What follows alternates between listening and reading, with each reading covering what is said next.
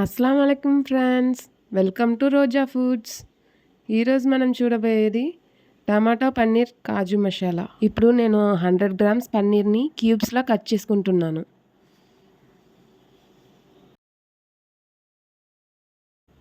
Pan heat చేసుకుని oil వేసి క్యూబ్స్గా cut చేసుకున్న పన్నీర్ని ప్యాన్లో యాడ్ చేసుకోవాలి.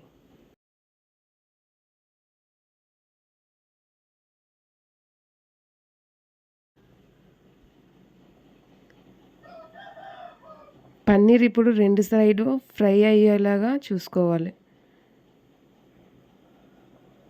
ఇప్పుడు ఇంకో ప్యాన్ తీసుకుని దాంట్లో కొంచెం ఆయిల్, నెయ్యి వేసి జీడిపప్పుని ఫ్రై చేసుకోవాలి.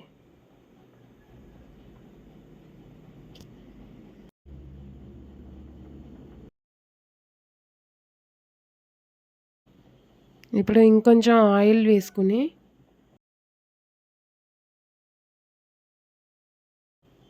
ఇప్పుడు ఒక ప్యాన్లో ఆయిల్ వేసుకుని నెయ్యి వేసుకోవాలి.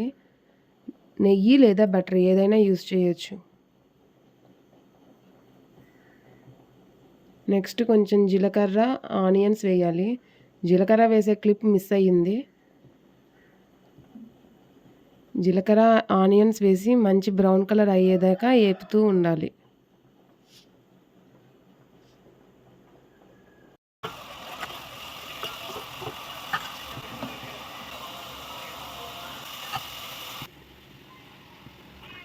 నెక్స్ట్ ఇప్పుడు జార్లో టమాటోలు 4, ఒక 10 జీడిపప్పు, నానబెట్టిన జీడిపప్పు తీసుకోవాలి. 1 స్పూన్ అల్లం వెల్లుల్లి పేస్ట్,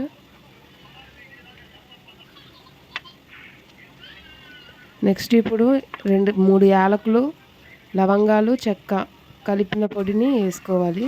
2 పచ్చిమిర్చి వేసుకుని మెత్తటి పేస్ట్లా గ్రైండ్ చేసుకోవాలి. ఇప్పుడు అన్నీ కలిసేటట్టు ఒకసారి కలుపుకుని మూత పెట్టేయాలి.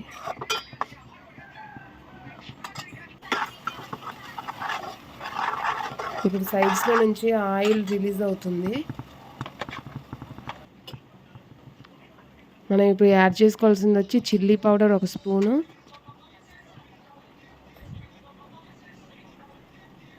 సాల్ట్ 1 స్పూను,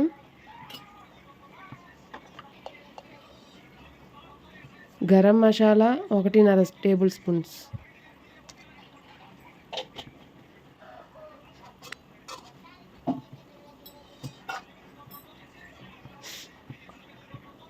ఇప్పుడు దీంట్లో కొంచెం కస్తూరి మేతిని యాడ్ చేసుకోండి. ఇది మాత్రం స్కిప్ చేయకుండా యాడ్ చేసుకోండి. ఇదే మంచి ఫ్లేవర్ని ఇస్తుంది. మన కర్రీని ఎంతో టేస్టీగా చేస్తుంది. రెస్టారెంట్ స్టైల్లో టేస్ట్ వస్తుంది మనకి.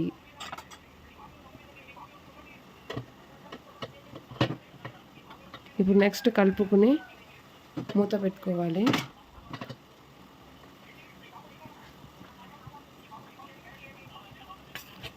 మసాలా యొక్క పచ్చివాసన పోయి ఆయిల్ రిలీజ్ అయ్యాక ఒక 1/2 టేబుల్ స్పూన్ పంచదార వేసుకుని కలుపుకోవాలి.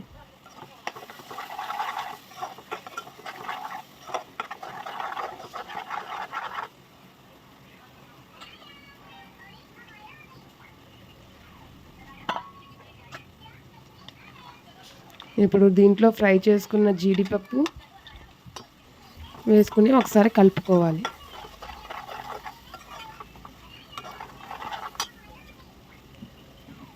నెక్స్ట్ దీంట్లో వచ్చి ఫస్ట్ ఫ్రై చేసి పెట్టుకున్న పన్నీర్ క్యూబ్స్ని కూడా యాడ్ చేసుకోవాలి.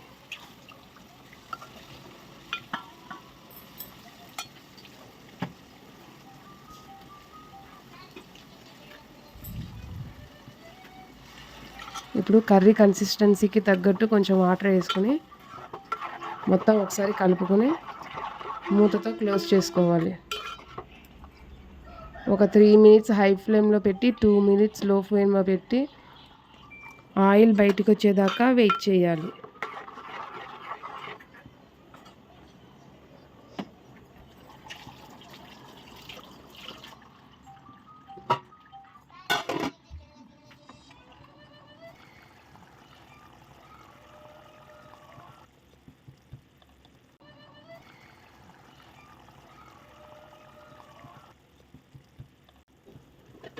ఇప్పుడు ఆయిల్ రిలీజ్ అయ్యింది.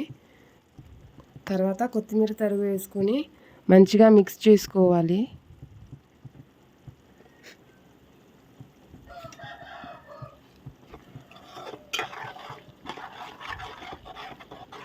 ఇప్పుడు స్టవ్ని ఆఫ్ చేసేసుకోండి. టేస్టీ టమాటా కాజు పన్నీర్ రెడీ అయిపోయింది. వేడి వేడి చపాతీలతో కానీ పుల్కాలతో కానీ తింటే చాలా టేస్టీగా ఉంటుంది. మన రైస్తో కూడా కలుపుకొని తినచ్చు. ఒకసారి ఈ స్టైల్లో ట్రై చేసి చూడండి. చాలా ఈజీగా మరియు రెస్టారెంట్ టేస్ట్లో మీకు ఫుడ్ రెడీ అయిపోతుంది.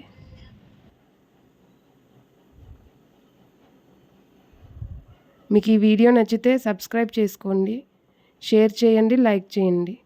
Bye friends.